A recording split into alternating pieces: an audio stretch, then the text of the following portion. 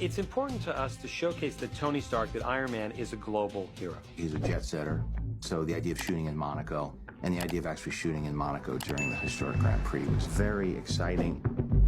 And action! Et puis quand on fasse le plan avec la Silverado, je laisserai bloquer. Monaco to me encapsulates all of Tony's worldly endeavors and also a passion of his, which is racing. The historic race of Monaco has the best of the Formula One cars. The cars all have about 500 horsepower, driven by the owner-drivers who are Tony Stark type of characters with a fairly high level of wealth. Hi, I am Happy Hogan. I'm happy to be in Monaco. Hello, I am Pepper Potts. Here we are in Monaco.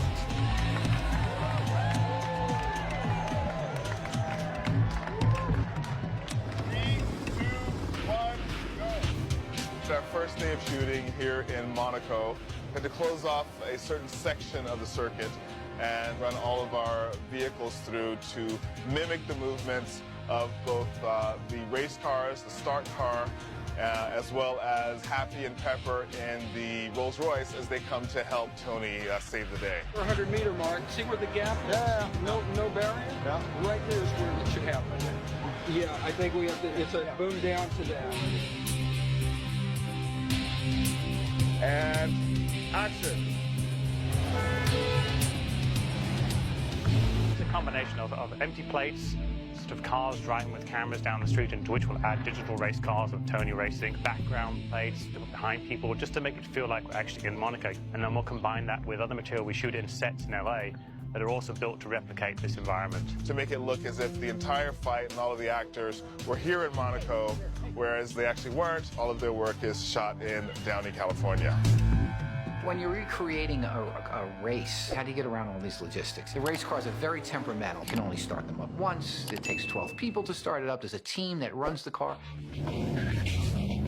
So we built a section of the track that we could use as a foreground where we could actually flip cars, have explosions and have people in the stands and direct, because that wouldn't have really been possible.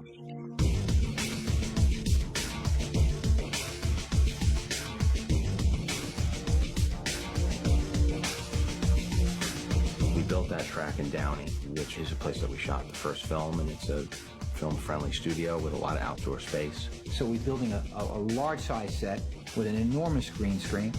It's a thrill, it's a challenge, it's much more complex than any sequence we did in the first film. And it's not even our biggest sequence in this film. The whole Monaco scene, I think, is just going to be ridiculously off the hook, and I'm really excited to see that whole Whiplash sequence. So Tony Stark himself is racing in the Monaco Historic Grand Prix. He brushes it off. He's going to go have fun because that's what he does. He ends up getting into trouble, and that's one of our biggest action scenes.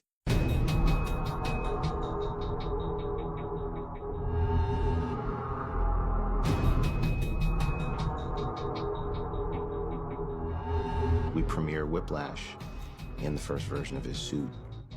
He gets Tony while he's vulnerable on the track. I just thought it was interesting. Somebody who's willing to attack you in one of the most, it's like at the Super Bowl. You know what I mean? It's like the European Super Bowl. The idea of in Monaco, during a race, guys cutting the cars in half, a suitcase suit pops on, that's the fight. There, you would step from your right lead back, pull, there.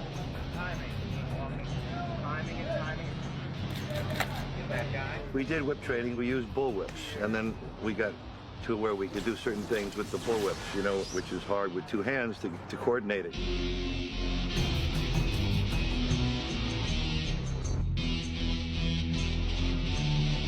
Grabs him by the neck and the arm. Yeah. By the neck and the arm, wraps around, pulls up, and then we'll pick the proper trajectory and animation. Because it's an action movie, it was something that was very challenging to do, and that was part of the appeal to me. It was, Mickey and I and stunt guys and John and all these big things set up and hanging upside down.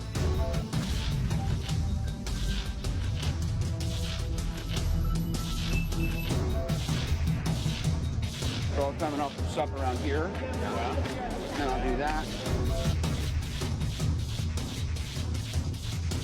You're not in the scene.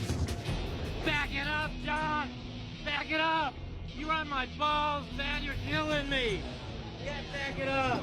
I got the wrong pages. I got the wrong pages. I don't have the whips. I don't have anything. Back it up. Back it up. With the cars blowing up and flipping in the air, it would be so easy to say, let's just do that as a digital car. What we did is Dan Sudik, who's our special effects person, came up with a way to catapult cars in the air, flip them, they blow up. It's always nice to mix the practical with the digital. So when we do the planning of the scenes, we always try to figure out what can be done practically to mix with the digital so that it has a better look to the film.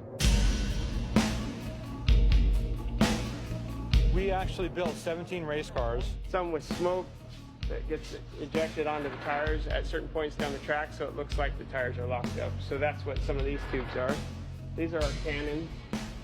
They'll shoot a 6-inch pole out onto the ground, launching the car into the air. We started months ago. We started probably in January, figuring out the shots, figuring out the track system, doing the math on all the gags, doing some testing, photographing some testing, getting it approved by the director, and that led us to this point here. These cars are really being flipped in the air, tumbling down the track, a quarter-mile track, exploding, and the actors in the scene. It's on a ratchet, so we're going to pull it with a pneumatic device based on the position of the other car in front of it. It's one of those things where we know the acceleration and we have to calculate the deceleration so that we don't launch the cameras off and ruin the film.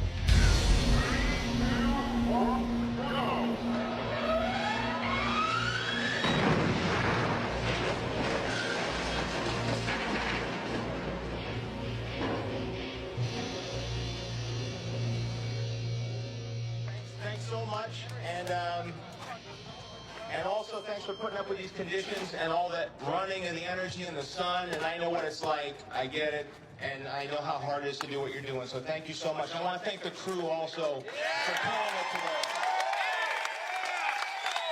We're skipping